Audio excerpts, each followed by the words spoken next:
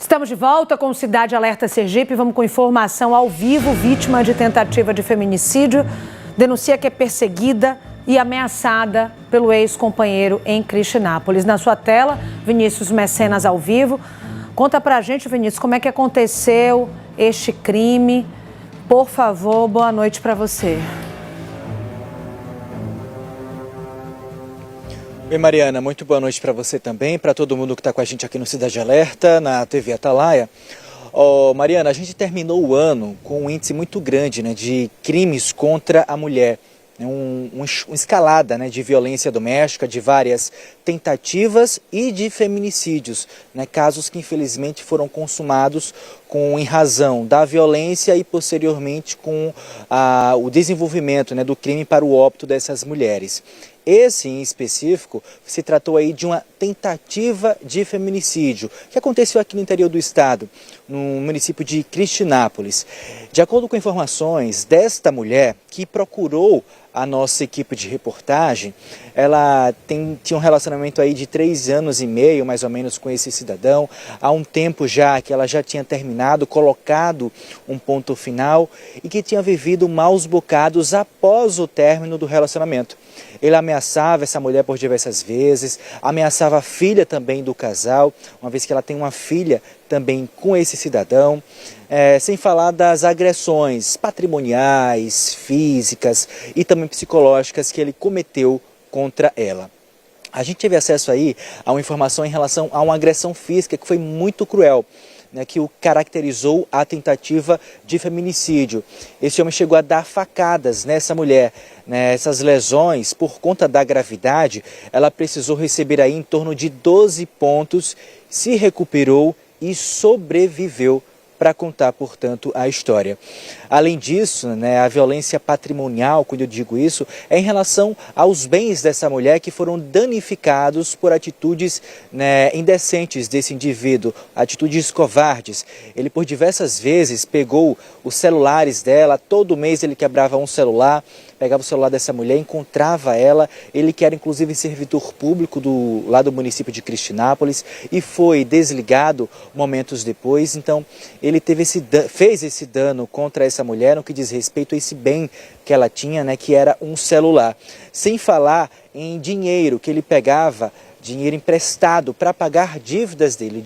Uma dívida que, só para você ter noção, ultrapassa aí os 30 mil reais. Pegava no cartão de crédito dela e no final das contas nem quitava, nem pagava dívida alguma. Pouco mais cedo, a nossa repórter amiga Sofia Gunes conversou com exclusividade com essa mulher que contou mais detalhes. Vamos acompanhar. Eu convivi com ele 3 anos e meio. Há 1 ano atrás, ele me deu uma facada no braço, né, o qual pegou 12 pontos, só que eu não escondi, não contei a minha família, mas então contei o médico, né, com o qual me deu o relatório, e ele parou. Depois voltou tudo de novo. Quebrava um celular cada mês. Esse ano que passou, quebrou mais de 10 celulares.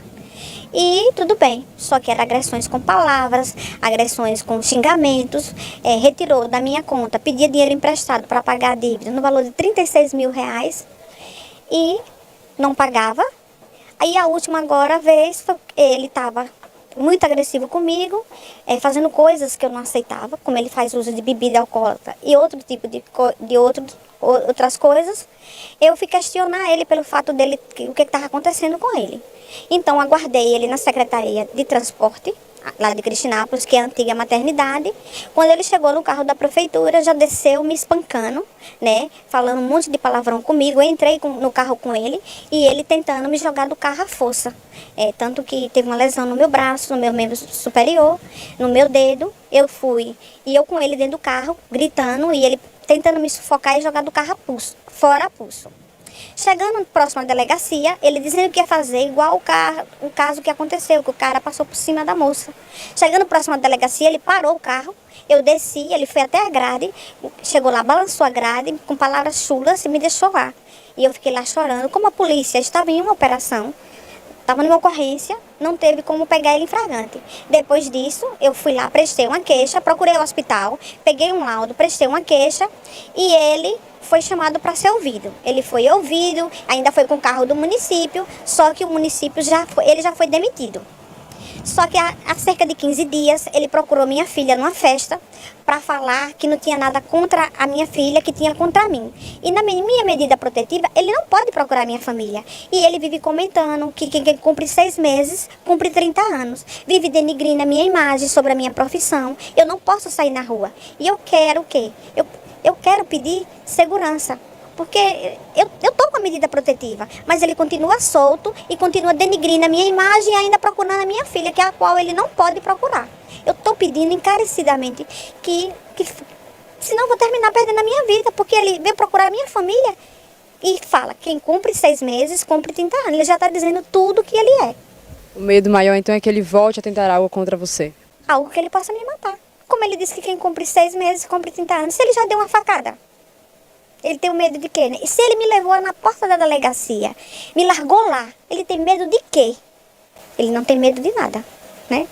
Você já pediu a medida protetiva, já está aí tentando se respaldar dessa forma legal? Eu já estou com a medida protetiva, ele procurou minha filha depois da medida protetiva. Ele já procurou minha filha.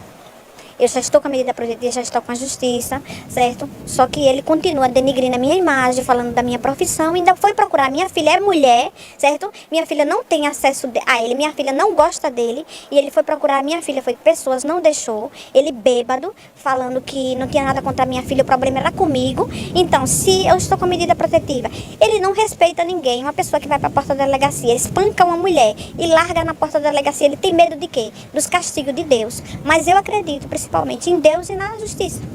É isso que eu peço, que a Secretaria de Segurança Pública nos dê essa proteção, né? Porque eu tenho medo dele me matar.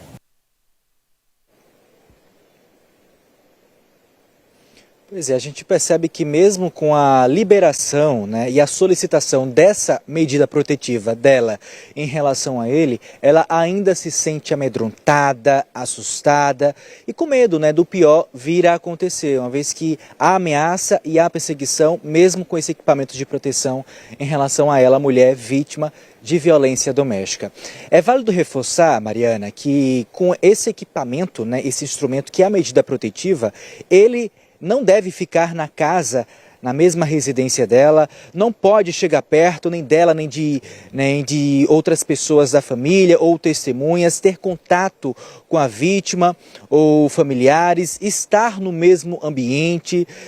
Se tem filhos, né, no caso, tem que procurar ali a vara específica para entender como é que vai ser a questão, né, da criança, como é que vai ficar com um, como é que vai ficar com o outro. E se ele descumprir, o ideal é buscar por a ligação, né, a polícia, seja através do 180 ou 190. São os dois canais de comunicação em que a mulher pode ligar em caso de violência doméstica. 180 e 190. A gente finalizou o ano, inclusive, com dados, como eu disse, muito negativos em relação a essas violências domésticas. Foram ao todo 14 vítimas de feminicídio aqui em Sergipe, sendo que desse total, das 14 vítimas, 8 ocorreram nos últimos meses, enquanto em dezembro houve a maior concentração, o maior número de registros sendo mais violento ao longo de todo o ano. Então, cerca de 43% das vítimas foram confirmadas e registradas só no último mês de 2025. Lamentável. Mariana. Obrigada, Vinícius, pelas informações. Eu quero falar diretamente com ela ou com você que tem medida protetiva e realmente as informações, principalmente quando a gente está passando pela violência em si, a gente acaba não captando mesmo. Então, toda vez que existia um descumprimento de medida protetiva, e lembrando, a medida protetiva se estende também aos filhos, como no caso dela. Se ele se aproximou da filha dela, ela está com toda a razão, é descumprimento de medida. Então você tem que denunciar de novo. Você denunciando o descumprimento de medida protetiva, ele pode ser preso a qualquer momento. Então muitas pessoas não sabem disso. Faz a denúncia de descumprimento de medida protetiva, no mesmo lugar que você fez a denúncia para conseguir a sua medida. Meu Instagram é o Mari Maricena, pode falar diretamente comigo, se você tiver qualquer dúvida, pode falar também nos nossos canais de denúncia, 799-9652-0105. Peço, por favor, a vocês, gente, olá, bom dia, boa tarde, boa noite, adoro receber, mas se for problema grave, manda o problema logo. É bom dia, o problema é esse, meu número é esse. Todo dia eu digo aqui, agora mesmo eu abri minha rede social, antes de entrar, o que tem de bom dia, quero sua ajuda, não acaba mais, mas eu não tenho como adivinhar. Não tenho bola de cristal para saber. Então escreve o problema, manda o número de contato, ajude a nossa produção, combinado?